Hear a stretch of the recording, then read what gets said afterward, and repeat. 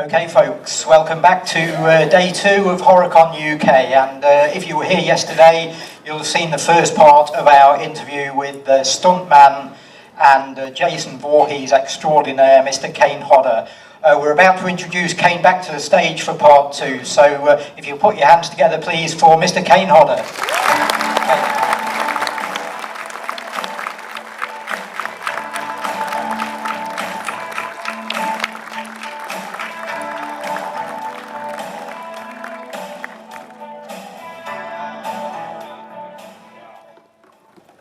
Love that Part 8 music. Okay, welcome back, Kane. Thank you. Good to be back. You've actually preempted, there's something psychic going on here, because you've preempted my first question. Tell us all about the Hollywood Ghost Hunters. Yeah, it's a group that I co-founded with my buddy Rick McCollum. He's a stuntman also that he and I have been working together since 1981. And we've realized we both loved the idea of the paranormal and ghost hunting, and so we've developed a group, a serious ghost hunting group, but the difference is all the members of our group have something to do with horror films. Making them, either actors, stunt people, directors, makeup effects.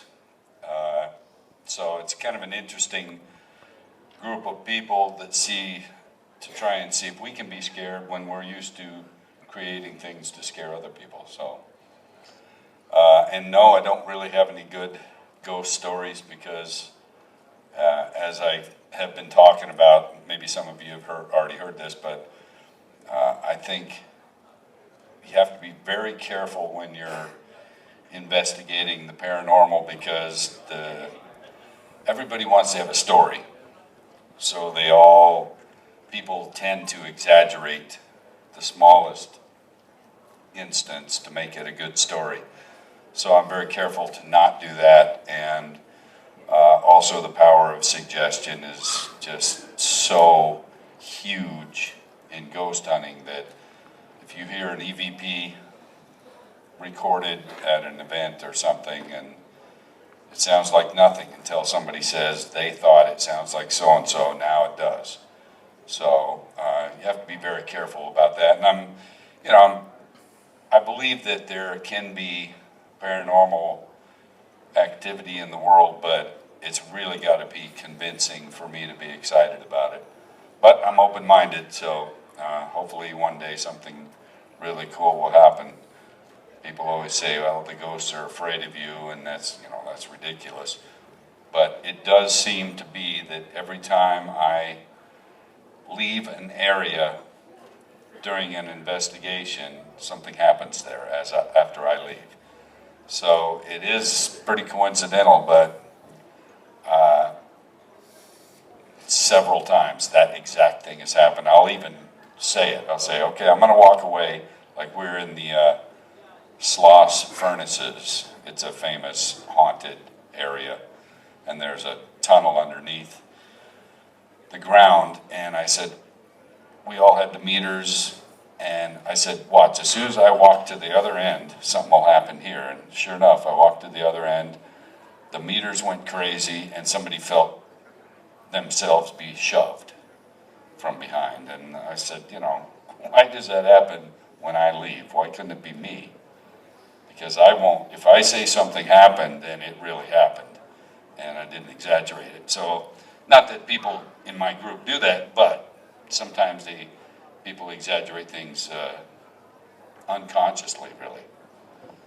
Okay, back from a sort of reality to a sort of fantasy then. We talked a lot yesterday about your career as a stuntman, and some of your credits include things like Batman Forever, Lethal Weapon 3, Gone in 60 Seconds, Seven, Enemy of the State. And on A-list jobs like that, what's the competition like between you guys? And when somebody gets a big gig like that, are the other stuntmen jealous, or is there a sort of camaraderie? Are you sort of pleased for the other guy? Are they pleased for you? Well, yeah, there's no real jealousy within the stunt business, because if you get that kind of an image, nobody's going to want to work with you. So it doesn't happen really. I mean, if it does, it's somebody that doesn't work very often and doesn't work much after that. But people are more supportive of each other. If somebody's doing a big stunt on a show, then we're all doing whatever we can for that person to make it successful and, you know, make it look good. So there's really no animosity among the stunt people, not like there is with actors. You know, actors will become jealous because somebody else has more lines than they do, and it's just a ridiculous situation sometimes. But with stunts, it doesn't happen, and it's kind of interesting because some of those movies, like, you know, Seven, I was working with Brad Pitt and Nicolas Cage on Gone in 60 Seconds and Will Smith on Enemy of the State.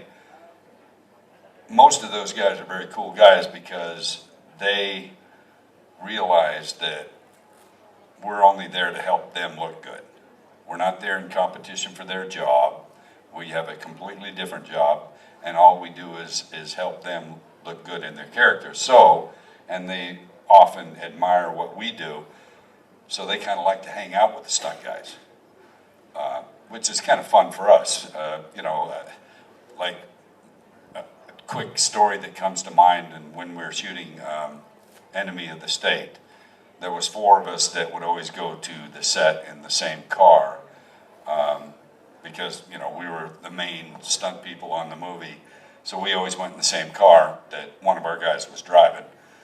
And we were leaving the hotel to go to the set, and Will Smith was out in front of the hotel looking around, and his driver wasn't there, and he wanted to get to the set, so he said, do you mind if I ride with you guys? Which I think was kind of cool because, you know, he's a pretty big star, and he was a great guy to work with. But he jumps in our car, and wouldn't you know, the radio's on, and a song that he had recorded, Getting Jiggy With It, was on, and we're all looking around. We're not sure if we should change it or you know, say it's a good song or what. And he goes, God, that song's a piece of shit. And we're all like, hey, we're not sure if we should laugh or what. And then, you know, so he kind of broke the ice. But it was just fun to work with people like that. And for somebody that is a stunt person, and as I said yesterday, I never anticipated ever signing an autograph when I got into this business. So I appreciate every moment of that happening, whereas a lot of actors don't. They think they're deserving of it, but, you know, if you didn't expect it, you appreciate it more. So just the fact that it happens now is just a career thing that I never anticipated and fully appreciate. So. Okay, now Hollywood publicity keeps telling us that big stars are doing more and more of their own stunts. How true is that? That's actually not true at all. If you ever hear an actor say that they do all their own stunts, it is absolutely false. Nobody in the field of film does all their own stunts. Nobody. Not even Jackie Chan. He's the one that probably does the most, but, and you know, a lot of actors will do a few of the little stunt things in a movie and then say they did their own stunts because they did a fight scene or they drove a car a little bit in the chase scene or something.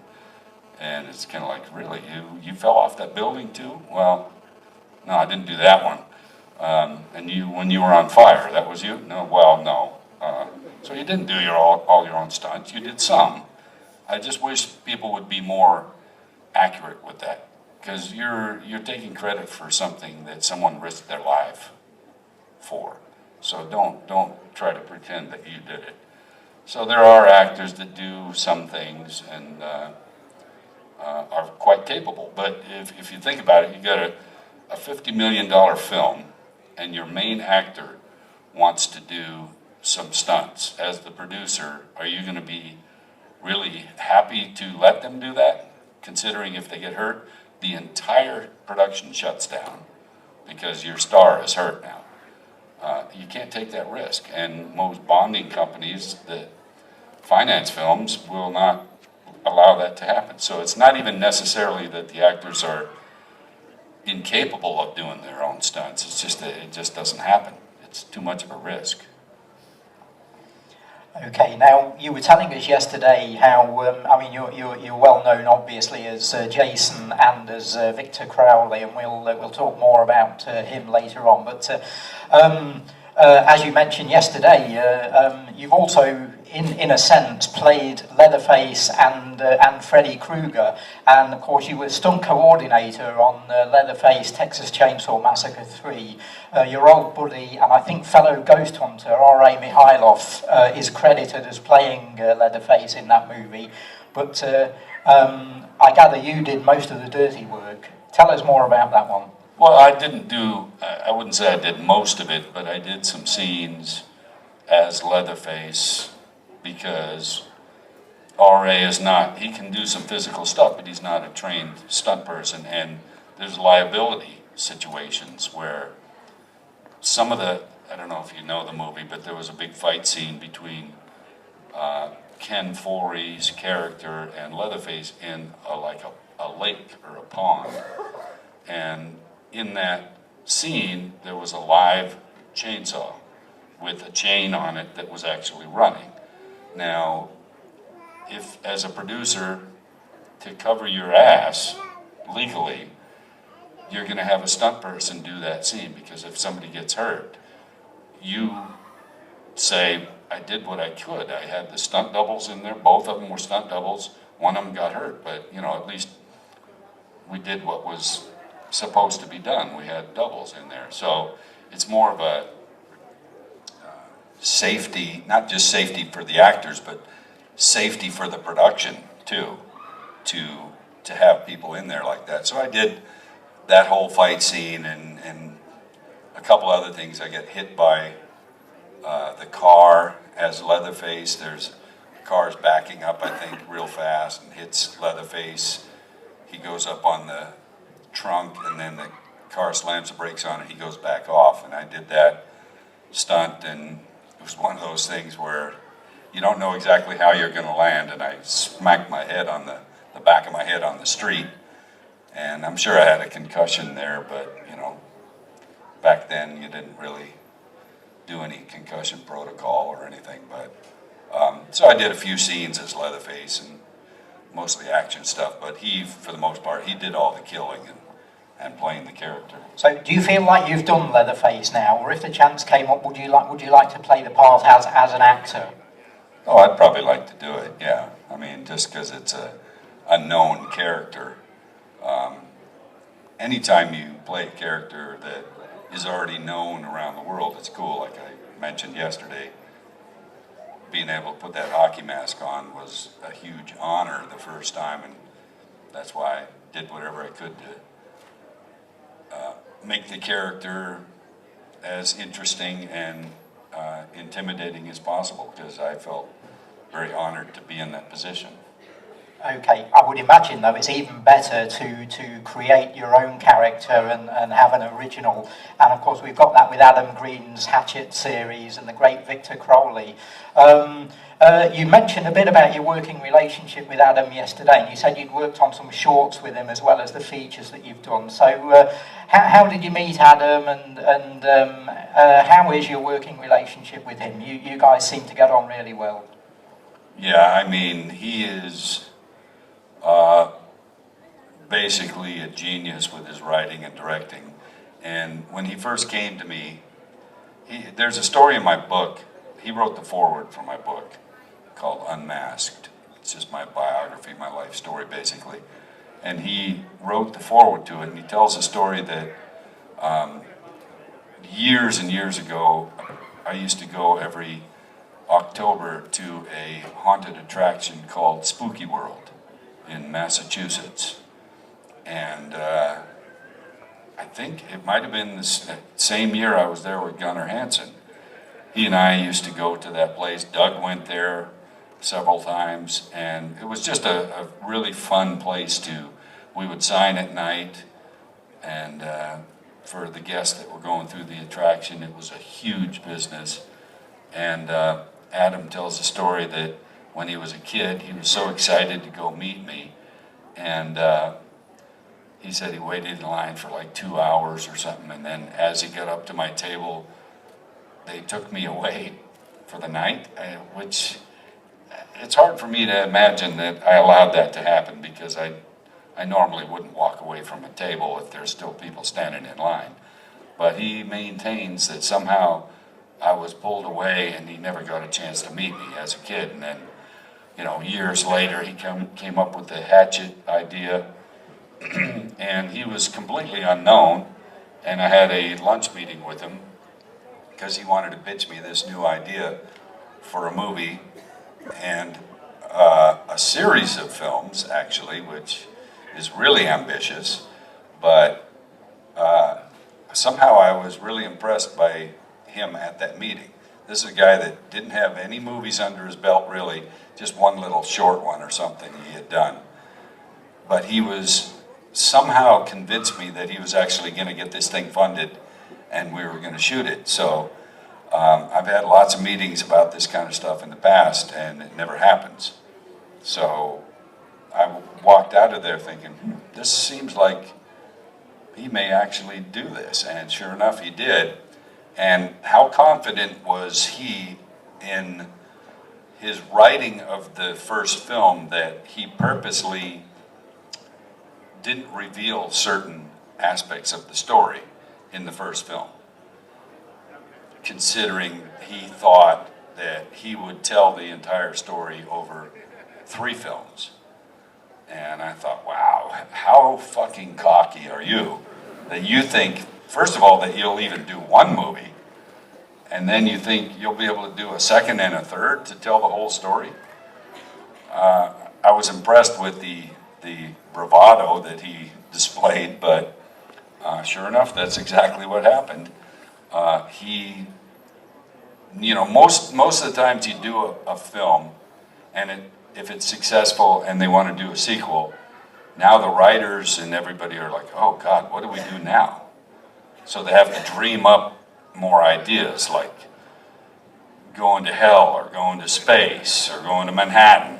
So, it was never planned, so they had to dream up something new. But with Adam, he never purposely, he made the first film so that it would stand on his own if in fact that was the only one, but it would also make sense when he went into the second one to tell some of the things that you didn't really realize from the first one. Like, people were wondering why Tony Todd was in the first one so little, such a major actor and horror icon. He was barely in the first movie, and that's because Adam said, well, I'll show you why, just be patient. I'm going to tell his whole story in the second one, which is what he did. And Tony was throughout the second one. And, just different storyline things were not told until the third film. And, who knows, with Adam, you don't even know if he's done yet. I'd like to do one more, but, you never know.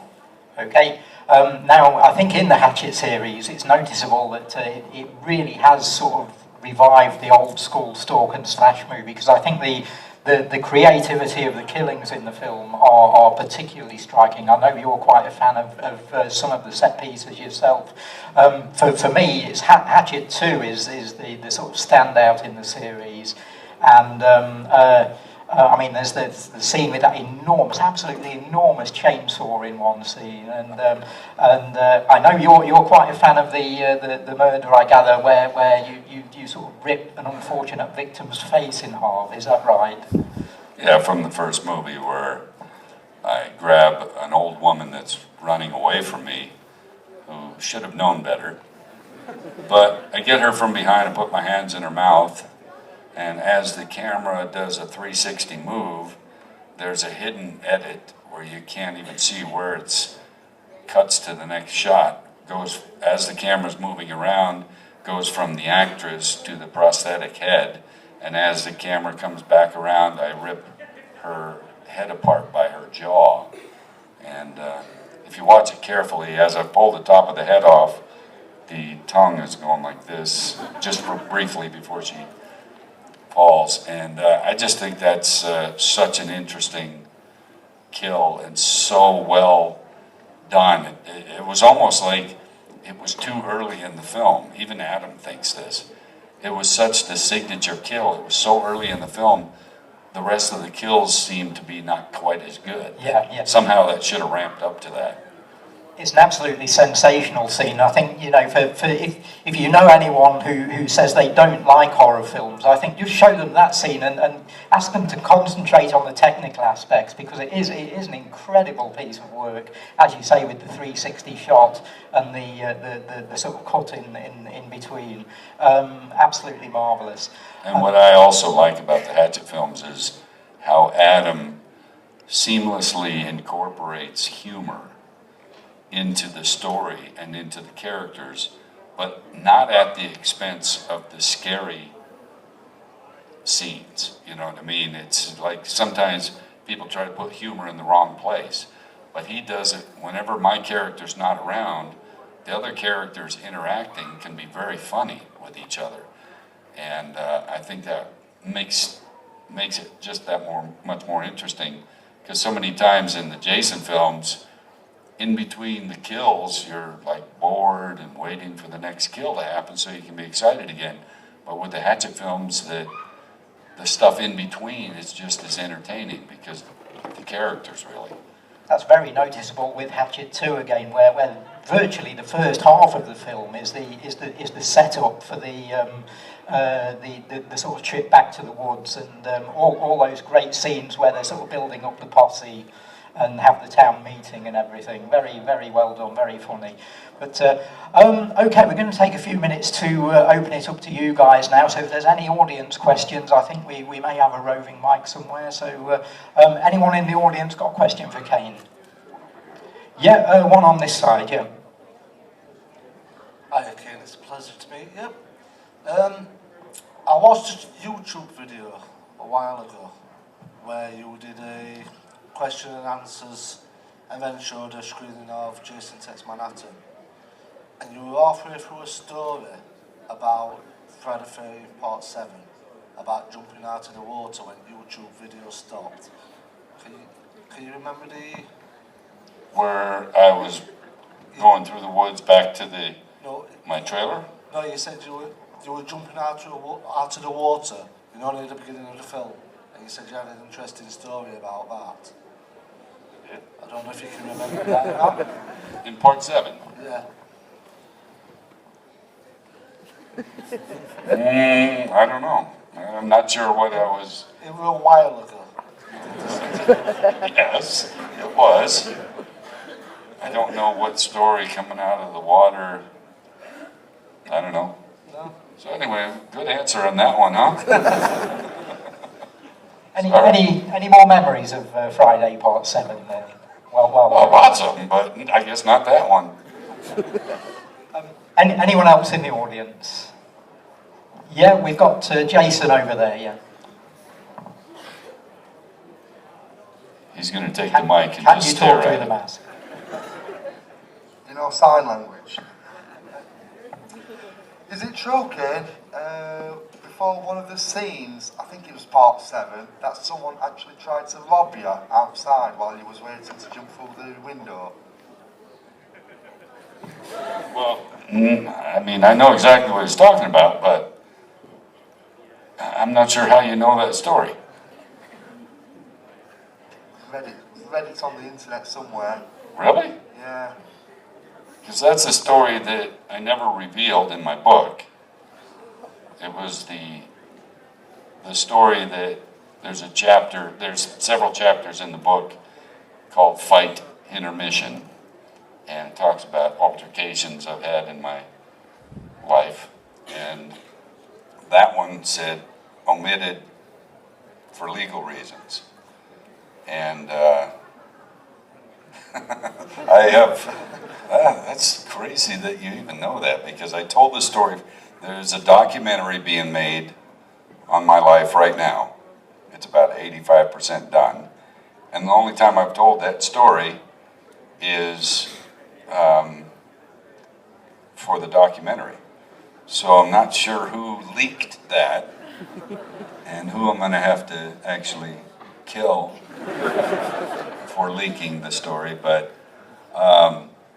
in interest of keeping it just for the documentary, I'm not really going to talk about it, but it was someone that, as I'm in costume, tried to, and I'm not sure the term you used, but tried to take something from me. And it didn't go well for them at all.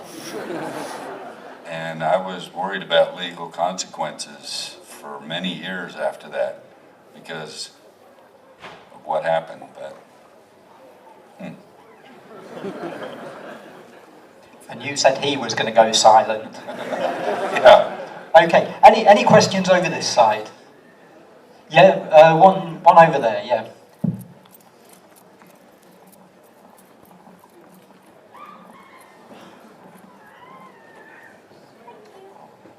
Hi. What is your honest opinion about Freddy versus Jason? Honest opinion. Honest opinion about Freddy versus Jason. I mean, I want to, keep everything politically correct, but I fucking hated it. But that's because of personal reasons. You guys probably know, I've talked about it in the past, that I thought I was doing the movie. I had a lunch meeting with the New Line Cinema executive. She gave me the script, said, we're finally doing this movie. And I said, great, I've been waiting for this one for a long time. And I left the meeting with the script thinking, I guess I'm got the job. They're giving me the script and welcoming me to the film. And then in the weeks that followed, as they hired a director, I started getting a weird sensation from trying to talk to people that something was going on, and sure enough, I was replaced and never to this day given a reason why. And I certainly was not stupid enough to give them any reason, like be difficult to work with on the set or ask for too much money or anything like that. I love playing the character so much, I would never give them a reason, an obvious reason to replace me. So when they did, I was pretty devastated, to be honest with you, and was never told why. So I really still don't know. I don't know if it was the director just wanting to, show how powerful he was or what, but never told why the decision was made. And, that was a real tough spot in my career to have that happen, because nobody that played the character put as much of their heart and soul into it as I did. And they even admit that. But, I'm not saying nobody else did a good job, but I really put everything I could into it, and then to be just unceremoniously replaced, I thought it was a pretty shitty deal. Maybe one day they'll do one more film. It'll be the 13th one, and they'll bring me back. That's all I can hope for. Let's hope so. Did we have one more question over this side? If not, anyone else? One at the right at the back there.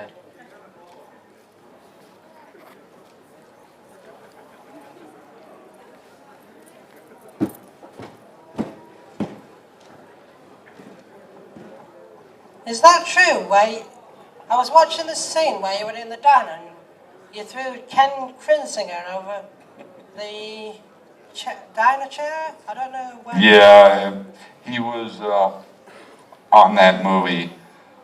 He's Ken Kersinger is the guy that ended up replacing me in Freddy vs. Jason. He coincidentally had been in Jason Takes Manhattan because we shot it in Vancouver, and that's where they shot Freddy vs. Jason. And he played like a cook in a diner, and came out to confront me right after I came through that window. And I grabbed him and threw him against the mirror. And it's kind of an omen to what was to come later, I guess. He got the better of me in the end by doing the one movie that I always wanted to do as Jason, because Robert and I had been friends for a long time. And so I guess he got the final laugh. Okay, we've got time maybe for just one more question. Any more over this side?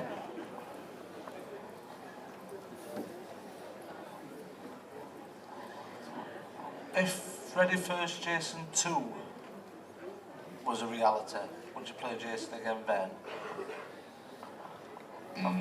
I probably would, yeah. Even though I feel that, you know, it was unfair what happened, I would still come back and play the character again, even if it was Freddy versus Jason 2. Because I'd make sure that that little bitch Freddy would fucking die.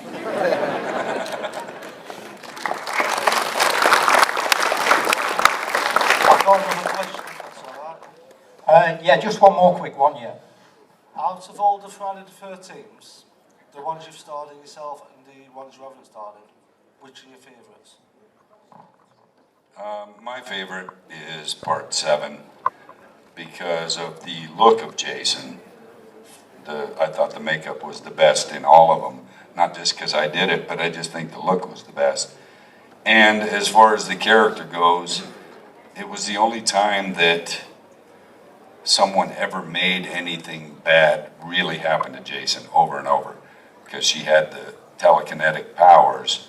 So Jason had to do the most stunts by far in any film. And, you know, of course I did all of those. And it was fun, just challenging, not just to play the character as a killing machine, but to do the stunts also. It was my favorite fire stunt that I've done. And I just think it's the most interesting story. I just wish it hadn't been completely cut. All the kills were so cut down to nothing that all the hard work that the makeup effects people did was lost. Just the timing of when that movie came out, they were really clamping down on the violence. So.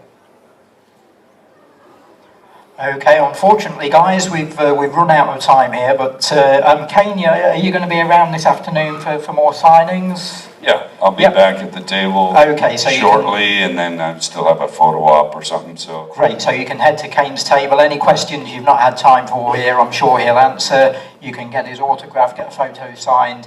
And for the time being, it's been a real pleasure both yesterday and today speaking to you. Would you put your hands together for Mr. Kane Hodder? Thank you. Thank you, guys. Thanks for staying with me.